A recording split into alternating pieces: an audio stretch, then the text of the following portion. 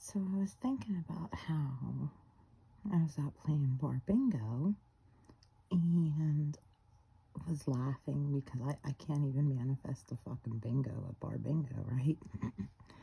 And it made me want to pull this back up, this video, so that I can then take you to a piece of Andrew Collins' Cygnus Key video. Because I feel like when I was looking at this, I feel like I'm looking at a fucking bingo sheet. But the only thing I couldn't really mark off was Scorpio. And all of this shit happened to me last year, right before my 33rd birthday. And I've just had my 34th birthday. Now, I have a different color Sharpie to re-dab my potential bingo sheet.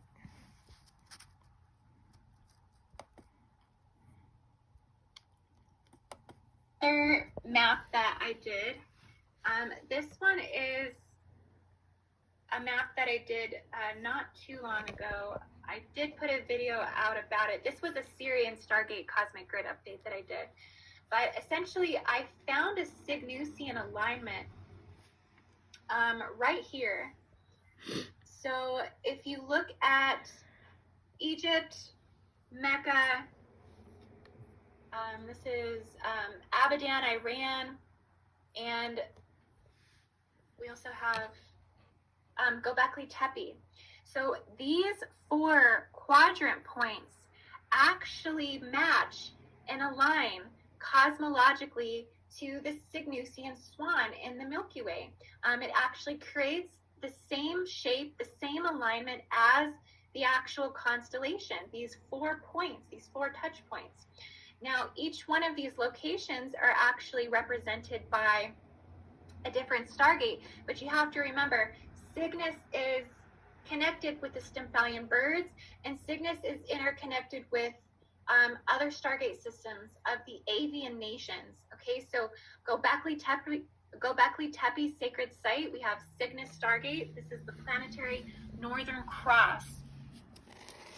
You come down to Abadan, Iran. This is the Lyra Stargate, representing the east end of the Northern Cross. And then we have Mecca.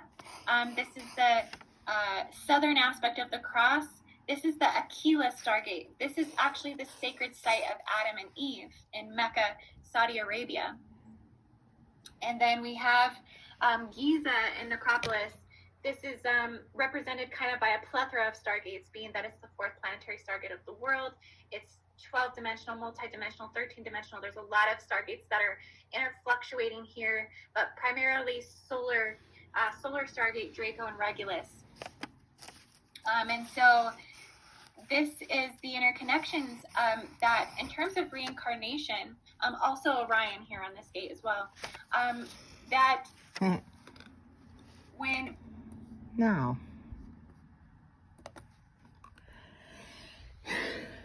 if you do not know anything about Göbekli Tepe or these Denisovans and all of this shit, this is a very good entry into, you know, the shit that the Vatican's been hiding and stuff. But here's this pretty interesting part. First time I started watching this, about 10 minutes in, I had to shut it off. I was like so overwhelmed. I was just like, I'm not ready like to go down these rabbit holes. Like, I'm just fucking good. And then I saw the Y-Files put out a Göbekli Tepe episode, and I'm watching it. And I'm like, huh. And then I wanted to see what this guy had to say too. And he said the same kind of interesting things. In the region, like Navali Chori, and another pre-Paratory Neolithic site, actually in Shamlerf, which is a city very close to Göbekli Tepe, and that there was clearly some relationship. Now, he doesn't push the subject, but others have come since that, having read the paper that Schmidt did on this subject in 1996, which I quote in detail because I think this is an incredibly important paper, because what it shows is there was a relationship between everything that was going on at Helwan and what was happening at Göbekli Tepe. And almost certainly what this means is that there may well have been a settlement with either direct or indirect links with Göbekli Tepe in Egypt on the edge of the Nile Valley as early as 8000 BC. And I mean arguably earlier, but we'll call it that because that's what the evidence shows us at this time. So that, of course, brings us into Göbekli itself. Now, many of you, will obviously have seen many images of it and know quite a bit about it, but it was constructed initially around 9600 BC, at the very end of the so-called Younger Dryas event, which was this cold spell or mini ice age that lasted for 1200 years after the impact event. And it consists of a series of stone enclosures with T-shaped pillars, many of them carved. They're like spokes of a wheel. There's a few images here. And building went on between about 9600 BC to about 8000 BC when the site was abandoned finally. By the way, it was not all abandoned at the same time. I mean, they were gradually covering up enclosures and then building another one on top or building another one to the side or whatever. I mean, you'll read in some books that they just, upped and left all in one go. That's not what happened. They closed shop around 8000 BC. But, it wasn't necessarily because of anything dramatic, just that things were now changing and, and the Neolithic revolution had started, by the way, as well. This is roughly what these enclosures would have looked like in the past. And this is the centre of enclosure D, the oldest and most accomplished and most sophisticated of all of the enclosures, because that's very interesting. The best as the most sophisticated enclosures are the oldest ones, and they date to about 9600 BC, like this one.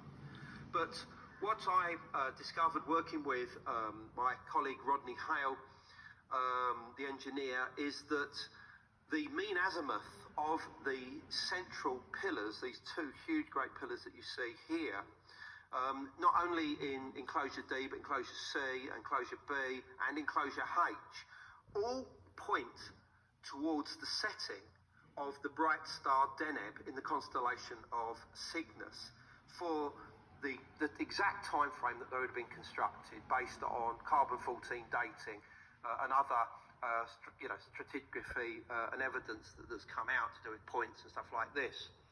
And now this I put as early as 2006 in a previous book I did called The Cygnus Mystery, right, which has nothing to do with this current book, by the way. And so these people would seem to have had an interest in Cygnus exactly the same as the people at Giza.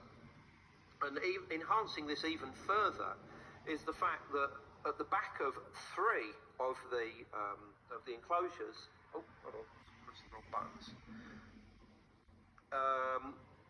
are these holt stones, these strange porthole stones is the correct term that you'd use for them. There you go, there. That one's there, right behind it. Now, it's absolutely precisely behind it. And it's the only stone that is actually side on to the centre of the enclosure. All the rest of them are like spokes of a wheel. So it obviously had a significance, and I believe it was almost like an original altar. These holes are like exits from this world and entries into otherworldly environments for shamans doing their ceremonies and rituals inside these structures. And obviously the idea of holes being the points of connection with the other world is something that's very strong and known in many shamanic traditions around the world. So, this, and so in other words, these porthole stones further enhance this connection with the setting of Deneb in Cygnus, because in theory, you'd have been able to stand in the centre of these enclosures and actually look through these porthole stones at the star setting during the epoch of construction. Now, whether this was actual or symbolic or whatever, we don't know.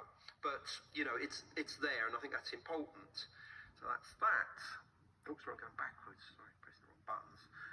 But probably the most important and most famous of all the stones at Göbekli Tepe is Pillar 43. Now, that's in enclosure D. It's right next to the the porthole stone. There's the porthole stone there. Right next to it is the vulture stone in the northwest. And this is something I've looked at a lot, and I would not be the first person that said that I'm pretty certain that it actually, that there's a vulture on there, a big, weird-looking, flappy-winged vulture there, and that this represents the constellation of Cygnus. The vulture was one of the symbols of Cygnus on the Euphrates in Greek tradition, but also in Armenia, which is the neighbouring country to what is today Turkey. There was a constellation of the vulture known as Angelic, which, you know, was important, also means angel, interesting enough, and in the knowledge that Armenia originally included the area of Göbekli Tepe, I think that this is something that's important and can't be ignored. And now some of my colleagues think that the vulture represents Sagittarius. I don't accept that at all, and that the strange bull on the shoulder of, I think I'll show it to you in the next picture, represents the sun going through Sagittarius. I don't think it's that at all. The bull represents two things. Firstly, it's the soul of either the deceased or the shaman in the otherworldly environment going into the afterlife, because the soul was seen to inhabit the skull, you know, the head, basically. And that became a symbol of the soul, not just in Near Eastern tradition, where they would actually remove the skulls and decorate them and communicate with the ancestors through them. But it's a universal thing. I mean, you find it in Native American tradition as well, where the actual symbol of the soul or spirit is actually a little skull. Well, at Göbekli Tepe and in southeast Turkey, this circle becomes a representative of that soul, and I've got academic references for this, so that's pretty well established. But it also, I think, represents this hole between this world and the other world, because my colleague Rodney Hale looked at the imagery of the vulture stone and was able to accurately align it so that if the bull is superimposed with the northern celestial pole, the centre of the sky, which you can see here, right, that Cygnus is in its perfect place. This is the horizon, the local horizon, and beneath it is Scorpius, exactly where the scorpion is on the vulture stone itself. And it was Juan Belmonte, an archaeoastronomer, who first identified that scorpion on Pillar 43 as a representation of the constellation of Scorpius. So almost certainly all that you see on Pillar 43 is astronomical in nature. I mean, we could have a whole debate on what all of the other, different animals and birds represent. But in my opinion, the main vulture represents Cygnus, the scorpion represents Scorpius. The line dividing the two sides, the two parts of the stone represents the local horizon, and the bull or soul is at the exact point of the northern celestial pole, quite clearly showing that that's its destination. The vulture of Cygnus is guarding that entrance. And as to why those two should be together, it's all to do with the Milky Way. Because universally, the Milky Way is a road or river to the stars. It's there, for instance, amongst 30 to 40 different Native American tribes, where there is a cosmic death journey that's repeated again and again and again. You start from the physical world, you make a leap of faith onto the Milky Way in the area of Orion, which is obviously the same thing as we get in Egypt, and from there you go round the Milky Way to where the Milky Way splits in two, and here you meet this bird-headed creature, this is a Native American tradition, known as Brain Smasher. And that's a crude term, but it actually all relates to the release of the soul from the skull. And from this point onwards, you would enter the afterlife. And as I show you in my books, including the new one, this is a universal concept. The idea of using the Milky Way to reach the afterlife. The point of entrance into it is somewhere in the vicinity of either Cygnus and or... Must be time for a commercial ad. Almost to the last part. My son is Braxton, and he was diagnosed with a brain tumor. So sad. The northern celestial pole, and the points of access onto the Milky Way are at two sides of the sky. On one side, it's where the sun crosses in the vicinity of Sagittarius and Scorpius. On the other side of the sky, it's where the sun crosses the Milky Way in the vicinity of Taurus, Gemini, Orion, and the Pleiades. Those are the points of entry onto it. It was necessary to make that journey to reach your destination. My colleague Greg Little has been looking at a large number of mound complexes in North America and has found that they are repeatedly, again and again, aligned to Orion, Cygnus, and particularly at the time of the midwinter solstice. And of course, it's here, there in this country. I mean, it's there at Avebury, it's there at Waylaw Smithy, it's there at many other stone circles around the country. You have this same connection, certainly with Cygnus there.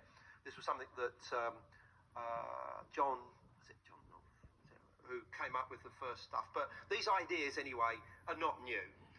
They can be found, for instance, at the Lascaux Cave in southern France, in the Dordogne region, where you have this very strange image of a bison, this birdman, birds again, and this bird on a pole, and a German archaeoastronomer by the name of Michael Rappengluck of Munich University realised that this was actually showing the area of the sky in the very north, because around 15 to 16,000 BC, because the northern celestial pole at that time corresponded to the Cygnus constellation. The two were together for about 3,000 to 4,000 years, and a lot of the ideas that connect Cygnus as the place of the entry into the afterlife are leftovers that continued to remain amongst the human populations through to the time of Göbekli Tepe. I mean, for instance, this image here, done by my good friend Nick Burton, shows the interior of this so-called well shaft at Lascaux, and those images of the bison, the birdman, and the bird on the pole, which, by the way, the bird on the pole is the cosmic axis, with the bird on top is Cygnus itself. And it's in the north, exactly where it should be placed. It's almost like this is like some kind of, Ice Age observatory, symbolically, of course, looking as if you could see through the walls of the well shaft towards those exact stars where they would be in the sky. And I believe that even these ideas weren't even new at this time, that they go back a much earlier age. Now, the Edfu building texts tell us a lot more about the first enclosure. Not only do they say that it had to be in the north, because obviously of the connections with the northern stars, but it also tells us that specific geometry was involved. I mean, Robin Heath was talking about the use of 3-2 and 4-3 triangles. Well, that's exactly what the Edfu building texts talk about, particularly the 3-2.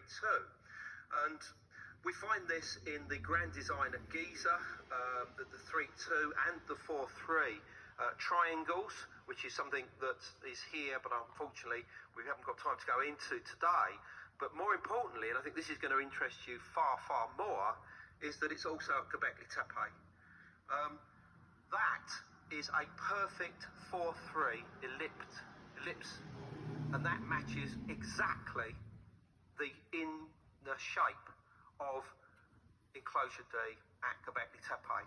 And not only that, but the centre line of it goes precisely through the porthole stone. It's perfectly aligned. Plus, the two central pillars are also 1/3 distance using that same 4-3 ellipse. But it's not just on enclosure D. 4-3.